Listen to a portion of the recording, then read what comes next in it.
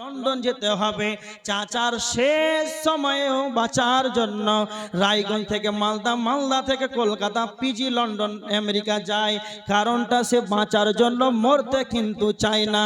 এবার দেখেন উম্মতে মুহাম্মাদি আজ মরণটাকে ঘৃণা করে। আর এটাই নবীজি বলেছেন ওয়া কারাহিয়াতুল মউত, আমার উম্মত মৃত্যুকে ভালোবাসবে না, মৃত্যুকে এরা ঘৃণা করবে।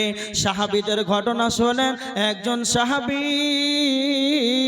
তার নাম হলো আব্দুল উজ্জা। আব্দুল উজ্জা এমন একটা সাহাবী, তার আব্বা ছোট হতেই তাকে রেখে মারা গিয়েছিল। তার চাচার ঘরে সে লালিত পালিত, চাচার ঘরে সে লালিত পালিত।